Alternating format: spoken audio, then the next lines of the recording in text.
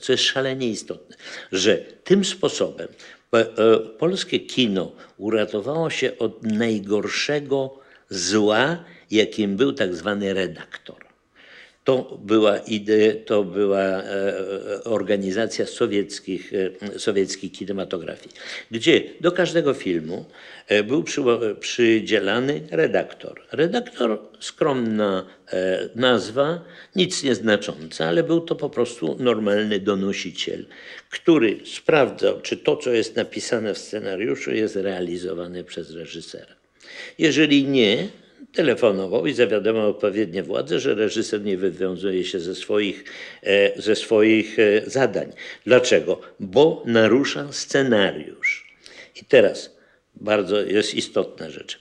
W Związku Radzieckim uchwalono na zjeździe filmowców, że scenariusz jest dziełem literackim. Kiedy myśmy się w Polsce o tym dowiedzieli w latach 50., troszkę później, nie mogliśmy wyjść ze zdumienia. W końcu scenariusz jest jakąś drogą do zrobienia filmu.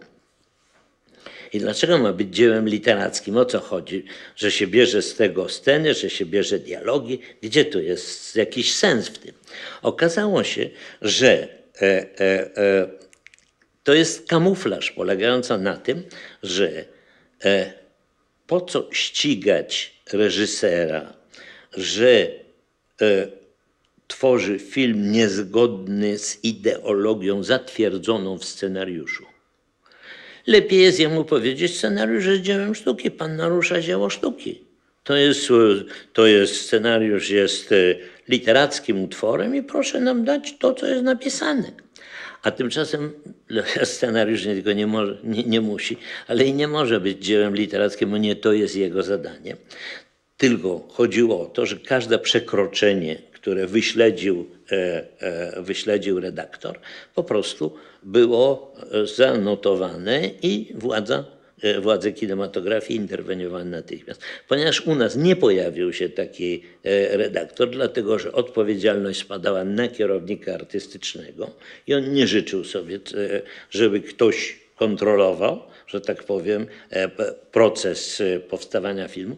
W związku z tym polska kinematografia była ocenzurowana na początku i każdy film i na końcu. Na początku scenariusz, na końcu, żeby film mógł wejść na ekrany. Ale sam proces powstawania filmu nie był kontrolowany przez nikogo. I ten moment zadecydował o tym, że nagle w polskim kinie powstawały filmy o wiele bardziej żywe, o wiele bardziej bliższe jakiejś prawdy, jeżeli nie politycznej, to w każdym razie psychologicznej i że ta wolność właśnie w trakcie realizacji filmu zadecydowała o tym, że powoli nie tylko w poszczególnych scenach pojawiała się ta wolność, ale i w temacie, a później w całych filmach.